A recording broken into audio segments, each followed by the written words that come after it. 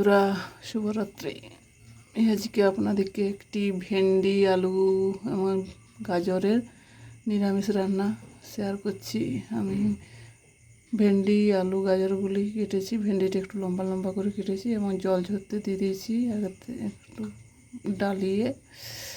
এদিকে আমি কড়াইটি ভালোভাবে গরম করে নিয়েছি। তেল কিছুটা ঢেলে দিলাম। তার মধ্যে তেলটি গরম হয়ে এসেছে।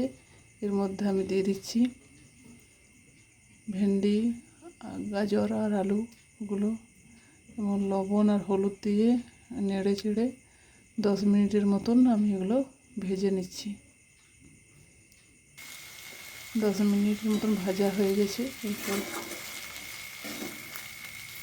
আমি একটি অন্য পাত্রে এগুলো তুলে রাখছি।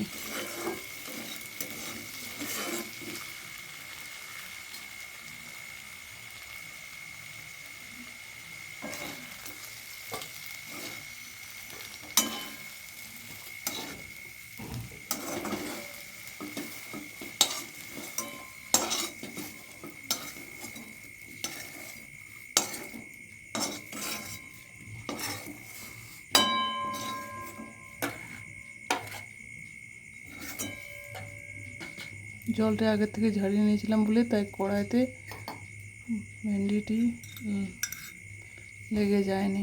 এর মধ্যে আমি 3 চামচের মতন তেল নিয়ে নিচ্ছি। তেলটি ভালোভাবে গরম হয়ে গেছে। এর মধ্যে আমি দিয়ে দিচ্ছি একটি শুকনো লঙ্কা, আধটার মতন তেজপাতা, সামান্য কালো জিরে,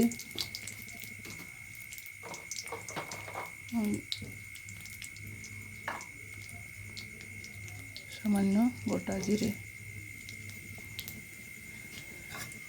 দিয়ে এটুকু এবং 2টো কাঁচা লঙ্কা কুচি করে রেখেছিলাম সেটা দিয়ে দিচ্ছি। আপনারা যদি আর বেশি ভালো করতে চান গুঁড়ো লঙ্কা ব্যবহার করতে পারেন। আমি এখানে কাঁচা লঙ্কা, শুকনো লঙ্কা ব্যবহার করলাম। আমার ভালোভাবে ভাজা হয়ে গেছে। এর মধ্যে আমি 1 চামচের মতন চিনি ব্যবহার করছি। যেহেতু এটি আমি রুটির জন্য বানাচ্ছি তাই আমি সামান্য চিনি দিচ্ছি। আর ভাত, রুটি সবেতেই খেতে পারেন। এর মধ্যে আমি আদা আগে থেকে একটু কুচি করে রেখেছিলাম,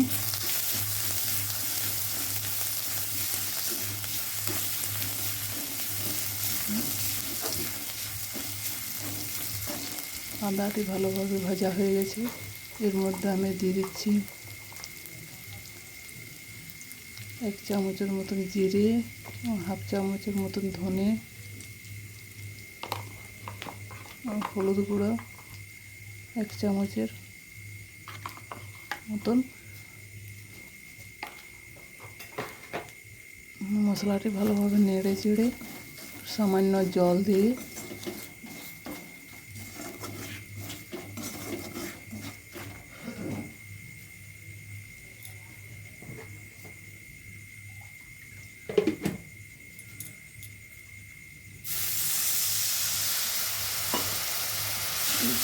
ভালোভাবে মিশিয়ে নিচ্ছি।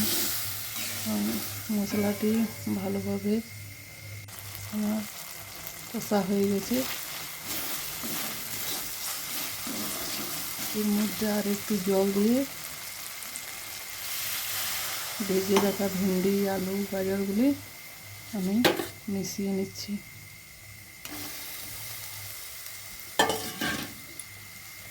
মশলাটির সাথে ভালোভাবে মিশিয়ে জল দিয়ে আমি এটাকে কিছুক্ষণের মতন সিদ্ধ হতে দিচ্ছি।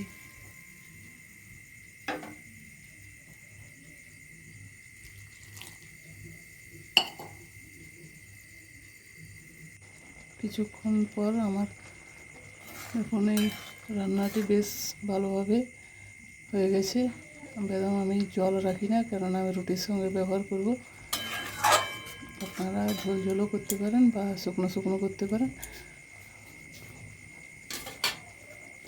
আমার রান্নাটি শেষ হয়ে গেছে। ধন্যবাদ। শুভরাত্রি বন্ধুরা, ভালো থাকো, সুস্থ থাকো।